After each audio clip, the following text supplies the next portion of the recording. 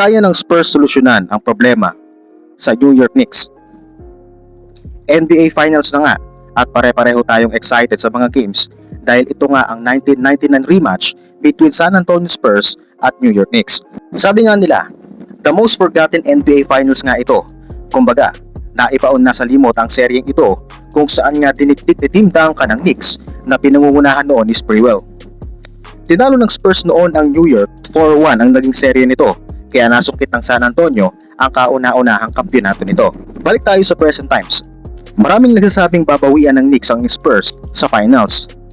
May mga nagsabi naman na ang Spurs ay babawi sa kanila dahil tinalo sila noon sa NBA Cup Championship.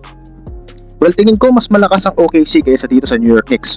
Comment down below kung ganoon din ang palagay nyo. Alam nyo kung bakit? Sa regular season kasi, walang palag ang Knicks sa OKC. Kahit pag gumawa ng 30 plus points si Bronson at kinidlatan lang ito ng Oklahoma. Kung ang mas malakas sa Thunder ay pinatawag ng Spurs, ay kayang-kaya din ng Spurs na dikdikin ng New York Knicks. Pero ipapapansin ko lang sa inyo mga ka-teammate, bilog ang bola. At iba ang usapan ngayon, hindi na ito regular season, kundi NBA Finals. Kung napanood nyo yung tatlong laban ng Spurs at Knicks this season, ay malayong-malayo sa game plan ng bawat isa sa playoffs. Matik naman talaga yun mga ka-teammate kapag playoffs. Dito kasi lalabas ang game plan, defensive manuscript, adjustments, at fighting spirit ng mga player. Kaya ang tanong natin dito, sino ang problema ng Spurs sa New York Knicks? Sa Knicks, meron kasi silang 10 player na active sa rotation.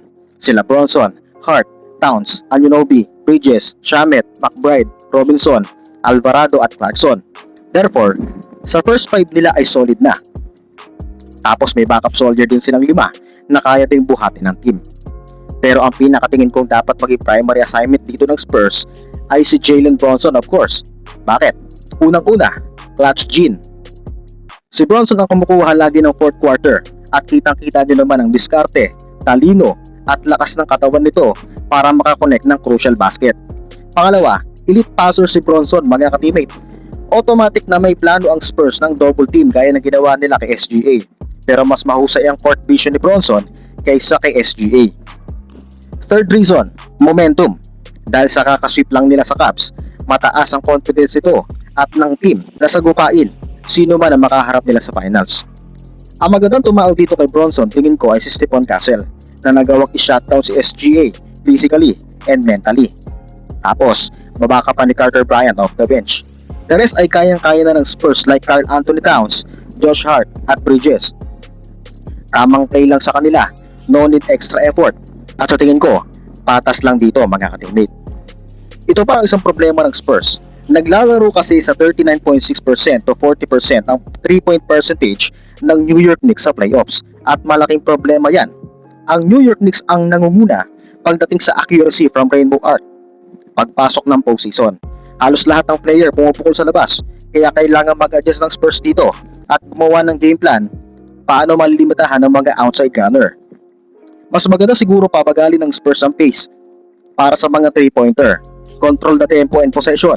Gusto kasi ng mga 3-point teams ng fast pace para pumuka ang depensa ng kalaban at makakuha ng open look.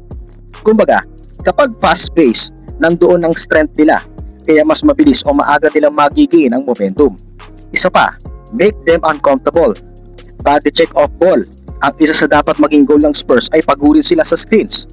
Well, ginagawa naman ng silver and black ito, pero more screens at ball movement para makaapekto sa kanila pagdating sa opensa.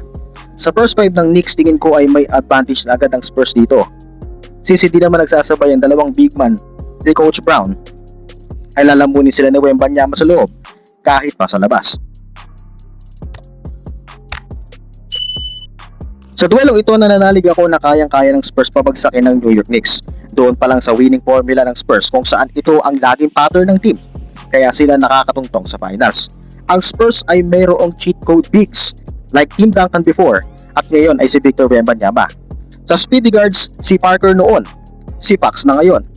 Shifty lefty, back then meron tayong Manu Ginobili at ngayon naman obviously Dylan Harper.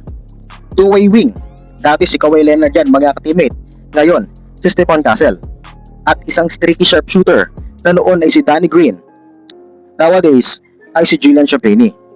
Well, kung magsasurvey tayo sa internet, mas mataas ang chance na manalo ang San Antonio Spurs sa series na ito.